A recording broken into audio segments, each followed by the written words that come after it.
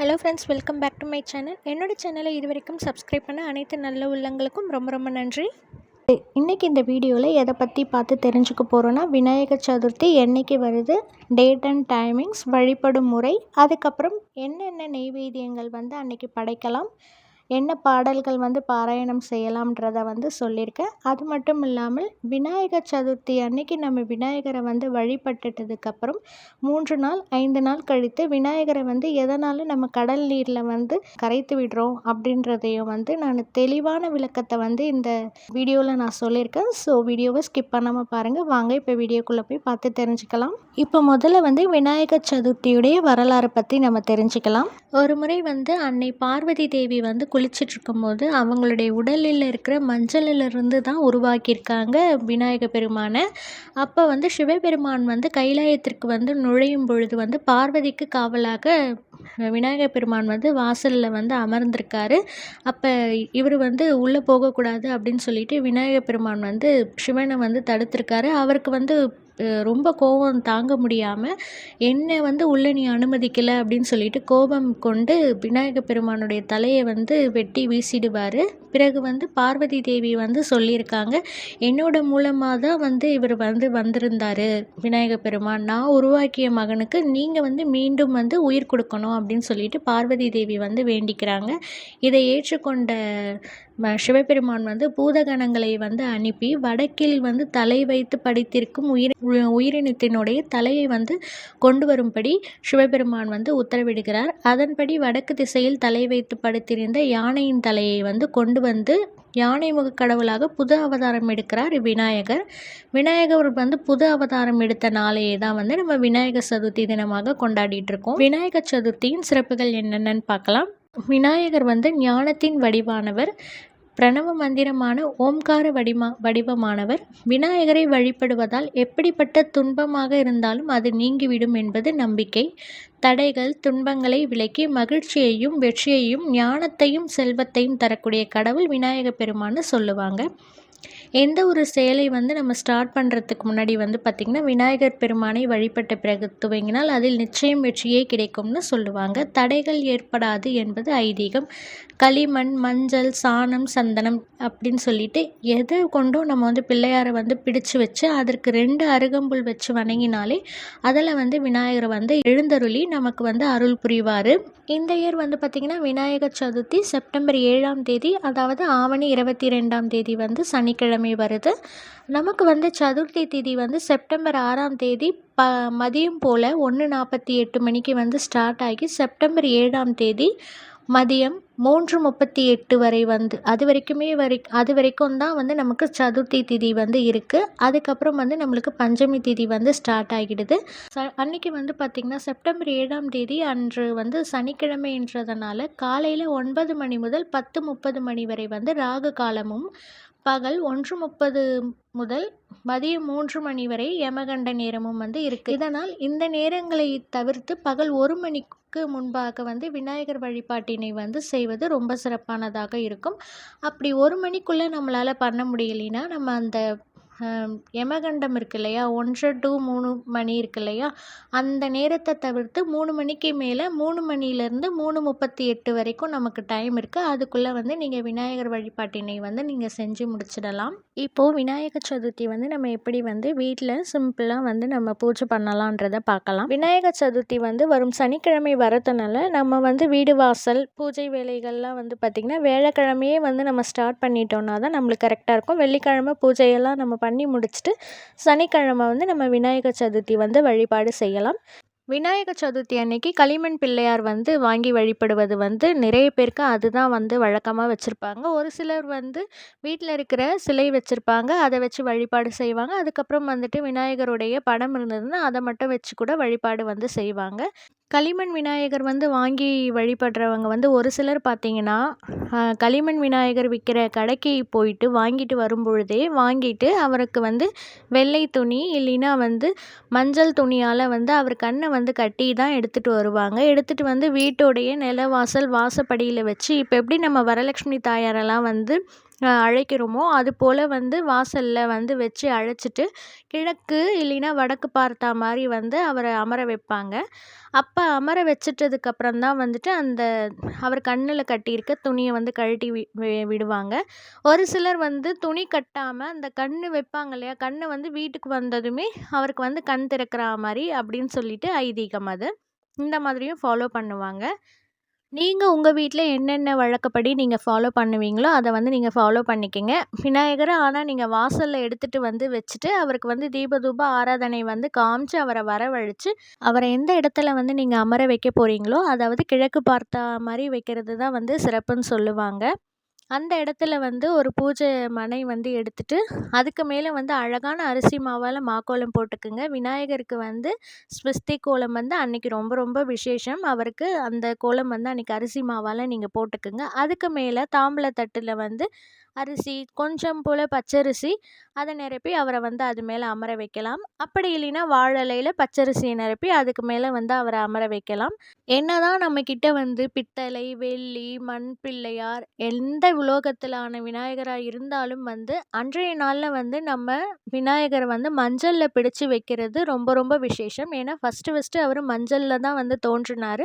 அதனால் அன்னைக்கு வந்து நீங்கள் மஞ்சள் பிள்ளையார் வந்து பிடிச்சு வச்சு அதுக்கு ஒரு பூ பொட்டெல்லாம் வச்சு நீங்கள் அருகம்புல் ஒன்று வச்சு வழிபாடு செய்யணும்.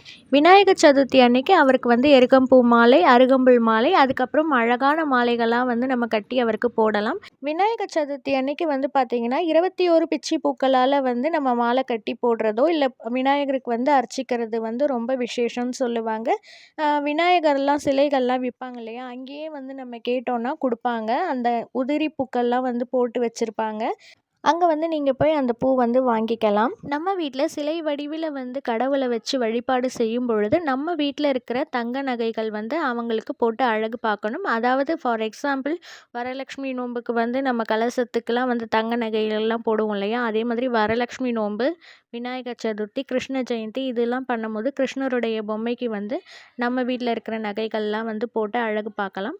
அப்படி நீங்கள் தங்க நகைகள் வந்து போடும் பொழுது வந்து பார்த்திங்கன்னா காய்ச்சாத பாலில் வந்து நம்ம டிப் பண்ணி கழுவி அதுக்கப்புறம் நல்ல தண்ணியில் கழுவி எடுத்துட்டு தான் நம்ம வந்து சிலைகளுக்கெல்லாம் வந்து போடணும். அன்னைக்கு வந்து அவருக்கு நெய்வேத்தியம் வந்து எல்லாருக்குமே தெரிஞ்சது கொழுக்கட்டை, சுண்டல், அதுக்கப்புறம் அவருக்கு என்னென்னலாம் பிடிக்குமோ அது எல்லாமே வந்து நீங்கள் செஞ்சு வச்சு அவருக்கு படையல் வந்து போட்டு வழிபாடு செய்யலாம்.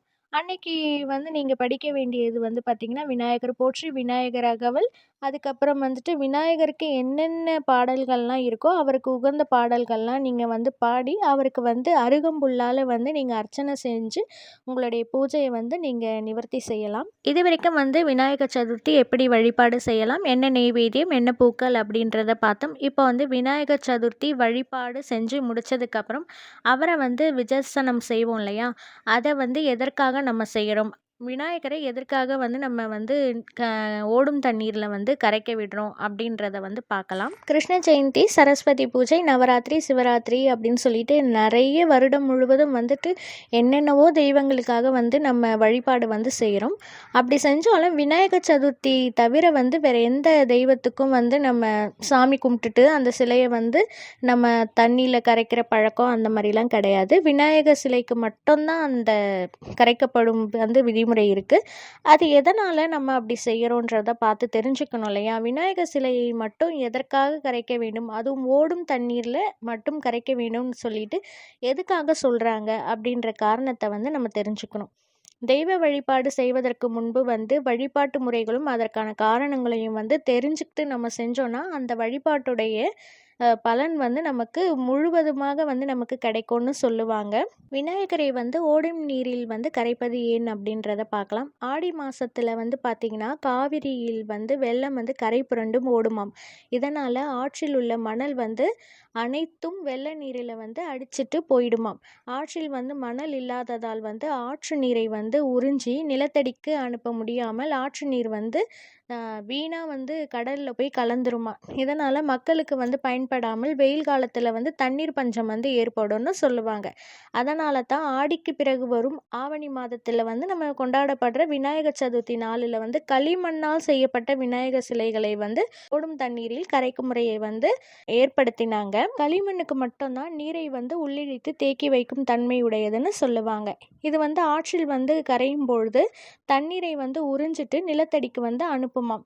இதனால் வெயில் காலத்தில் வந்து தண்ணீர் பஞ்சம் வந்து ஏற்படாமல் இருக்கும்னு சொல்லுவாங்க. களிமண்ணுடன் தண்ணீர் சேர்த்து செய்யப்படும் விநாயகர் சிலையை வந்து அன்னைக்கே நம்ம கரைச்சிட்டோன்னா அந்த மண் வந்து ஆற்று நீரில் வந்து கரைந்து ஓடிடுமா. ஆனால் அதுவே 3 நாளைக்கு பிறகு நம்ம வந்து கரைக்கும் பொழுது வந்து அந்த களிமண் வந்து கடினமாக மாறி இருக்கும். அதை வந்து தண்ணீரில் கரைக்கும் போது களிமண்ணுடைய ஆற்று நீரில் வந்து அப்படியே தேங்கி இருக்கும்னு சொல்லுவாங்க. அது மட்டும் இல்லாமல் வந்து களிமண்ணிற்கு வந்து தெய்வீக சக்திகளை ஈர்க்கும் தன்மை வந்து ரொம்பவே இருக்குது. ஸோ விநாயகர் சிலையை வந்து வீட்டில் வச்சு நம்ம வழிபாடு செய்யும் பொழுது வந்து பார்த்திங்கன்னா விநாயகர் அகவல் பாடல்கள் இந்த மாதிரி மந்திரங்கள்லாம் வந்து நம்ம சொல்லுவோம் இல்லையா, அந்த மந்திரங்கள்லாம் சொல்லும் பொழுது வந்து பார்த்திங்கன்னா களிமண் வந்து அந்த மந்திர சக்திகளை வந்து ஈர்க்கப்பட்டு களிமண் சிலைக்கு வந்து தக்க வச்சிருக்குமா. இந்த தெய்வீகத்தன்மையுடைய சிலையை வந்து நம்ம ஆற்றில் வந்து கலக்கும்போது அந்த தெய்வீகத்தன்மை வந்து ஏராளமான மக்களுக்கு வந்து அது பலன் பெறும்னு சொல்லுவாங்க. அந்த தெய்வீகத்தன்மை கொண்ட களிமண் வந்து ஆவியாதலாக வந்து மேகத்துக்கு போயிட்டு நமக்கு வந்து மழை பொழியும் பொழுது வந்து விநாயகருடைய ஆசிர்வாதமும் வந்து நம்ம எல்லாருக்குமே பயன்பெறும்னு சொல்லுவாங்க. இதுதான் வந்து அறிவியல் ரீதியாக வந்து சொல்லப்படுற உண்மை. விநாயகர் வழிபாடு எப்படி பண்ணுறது, விநாயகருக்கு என்ன நெய்வேத்தியம் என்ன பண்ணலாம், அதுக்கப்புறம் வந்துட்டு விநாயகர் வந்து எதற்காக நம்ம கரைக்கணும் அப்படின்றதையும் வந்து நம்ம இந்த வீடியோவில் பார்த்தோம். இப்போ வந்து பார்த்திங்கன்னா விநாயகரை வந்து எப்படி நம்ம விஜர்சனம் பண்ணுறதுன்றதை பார்க்கலாம். இந்த வாட்டி வந்து பார்த்திங்கன்னா விநாயகர் சதுர்த்தி வரும் சனிக்கிழமை வந்து வருது. ஒரு சிலர் வந்து சனிக்கிழமை வந்து பூஜை முடித்ததும் அன்னைக்கு ஈவினிங்கே எடுத்துகிட்டு போயிட்டு கடல்லையோ ஓடுற தண்ணியிலையோ வந்து அவங்க போட்டுடுவாங்க. ஒரு சிலர் வந்து 3 நாள் 5 நாள் அப்படின்னு வச்சுருப்பாங்க.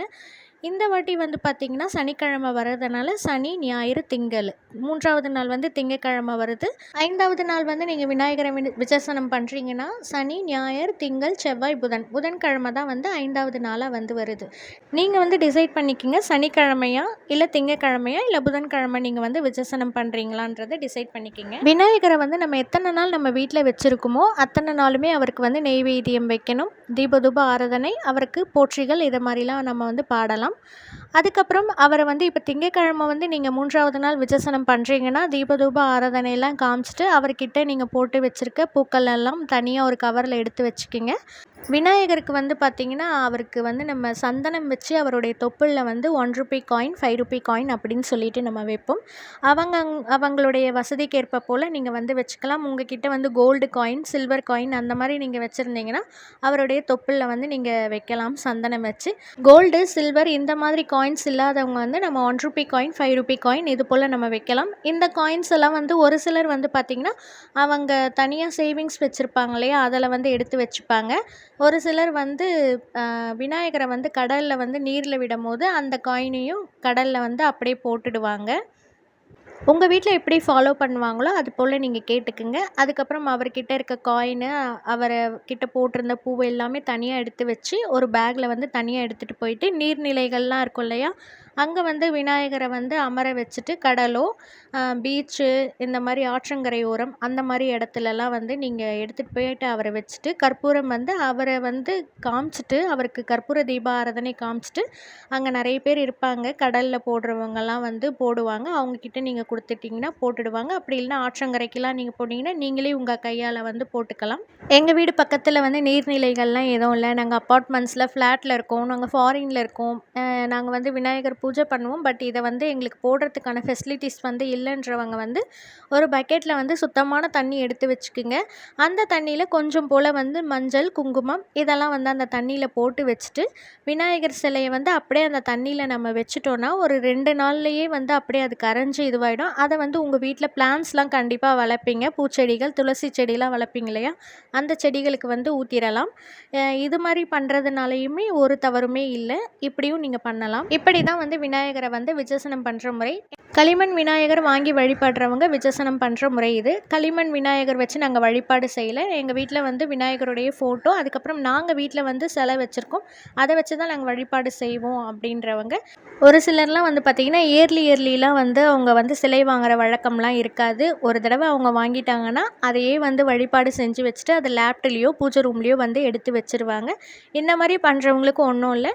எப்பவும் போல் 3 நாள் 5 நாள் நீங்கள் அவரை அவருக்கு வந்து நெய்வேத்தியமோ என்னென்ன வைக்கணும் ஆசைப்படுறீங்களோ அன்றைக்கே சனிக்கிழமை பூஜை முடிஞ்சதும் அன்றைக்கே அவரை வந்து எடுத்து வச்சிடலாம். தீபதூப ஆராதனை காமிச்சு முடித்ததும். அப்படி இல்லைன்னா 3 நாள் கழித்து எடுத்து வைக்கலாம். இல்லைன்னா 5 நாள் கழித்து வந்து விநாயகரை வந்து பத்திரப்படுத்தி இதுதான் விநாயகர் வழிபாட்டு முறையும் அதுக்கப்புறம் விசேஷனம் செய்யும் முறையும் எனக்கு தெரிஞ்சதை உங்ககிட்ட நான் ஷேர் பண்ணியிருக்கேன். இந்த வீடியோ உங்களுக்கு பிடிச்சிருந்ததுன்னா உங்கள் ஃப்ரெண்ட்ஸ் அண்ட் ஃபேமிலிஸ்க்கு ஷேர் பண்ணி சப்போர்ட் பண்ணுங்கள். இந்த வீடியோ உங்களுக்கு பிடிச்சிருக்கோன்னு நான் நினைக்கிறேன். இந்த வீடியோ பிடிச்சிருந்ததுன்னா லைக் பண்ணுங்கள், ஷேர் பண்ணுங்கள், மறக்காமல் கமெண்ட் பண்ணுங்கள். நெக்ஸ்ட் வீடியோவில் மீட் பண்ணுவோம்.